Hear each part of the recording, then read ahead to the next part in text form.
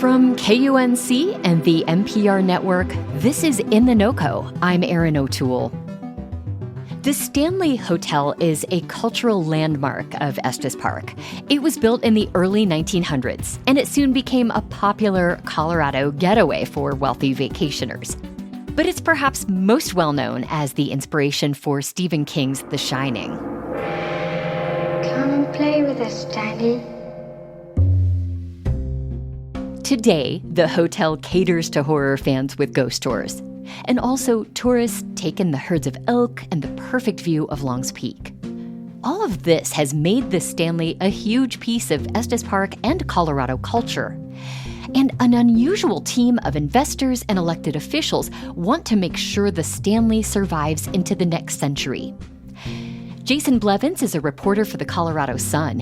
He joined me to talk about how this arrangement came together and what the future of this Colorado institution might look like.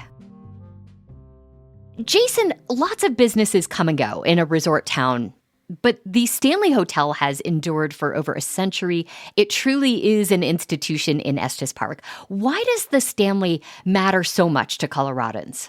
Yeah, it opened in 1909, and it was considered kind of one of the West's most opulent hotels.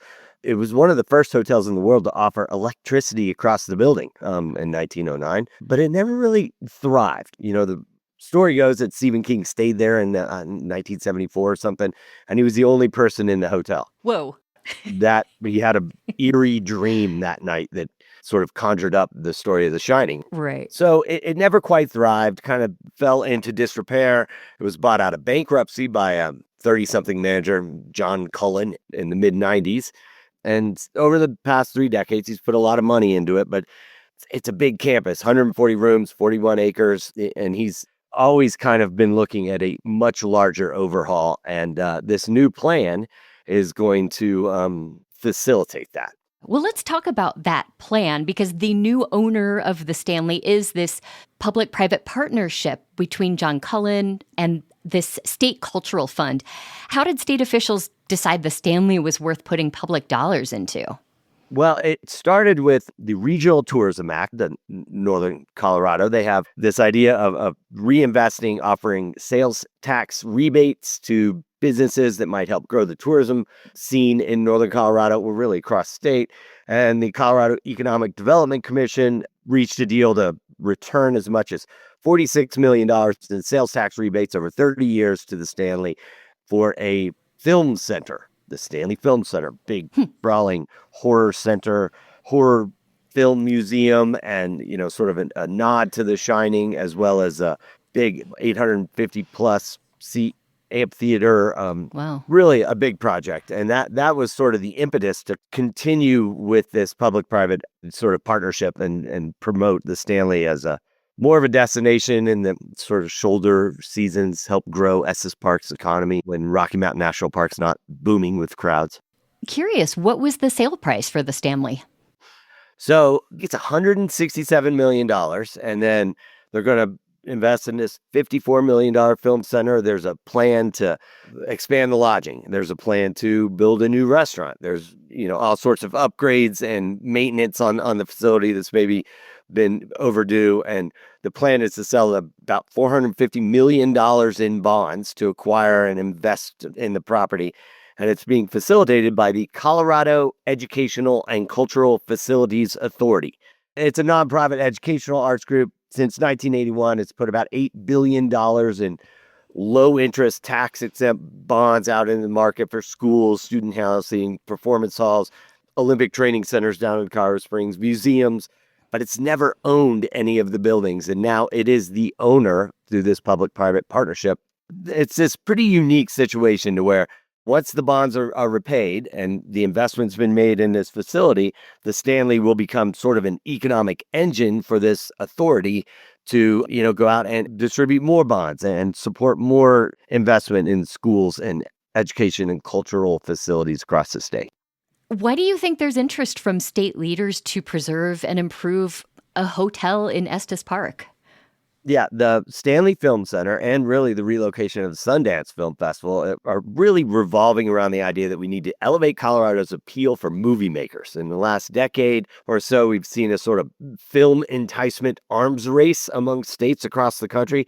States like California, New Mexico, Georgia ponying up huge hundreds of millions of dollars a year to lure movies and television producers, while Colorado's film program has stayed around $5 to $10 million a year, one of the lowest amounts in the country. We're obviously an incredibly beautiful place to film a movie. The hope here is with bringing in these directors, having this film center, bringing in the Sundance Film Festival, that maybe Colorado can better highlight its potential as a location for media producers. And maybe that would eventually grow the state's tourism industry. People see Colorado's landscapes, beautiful vistas on a movie screen or television, and next thing you know, they're booking a holiday.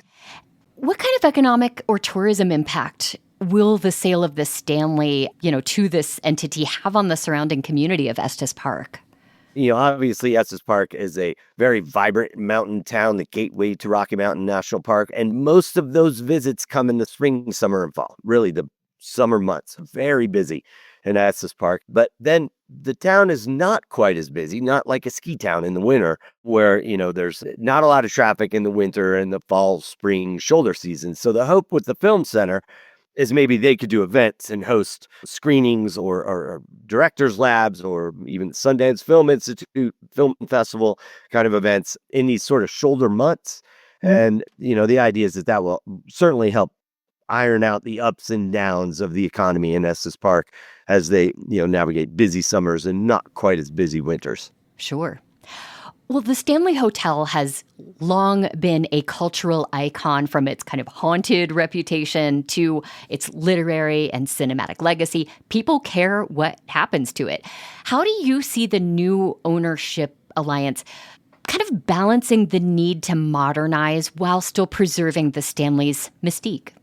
I know that any investment that goes into Stanley will honor the cultural heritage and legacy of that building and its appeal from 1909 as an opulent hotel, and that historic legacy and appeal, I'm sure, will be maintained and a priority in all upgrades, as well as its connection to scary movies. I'm sure that will be protected as well. Right. I can't imagine that they would, tear anything down and put up a glass tower. This is going to be something that honors and respects the legacy of its place, its location there. Like you said, beautiful views of Longs Peak and just an incredible campus. And I'm highly confident that would be maintained as they move forward with upgrades to the lodging, because that's the appeal, right? Why would they change that?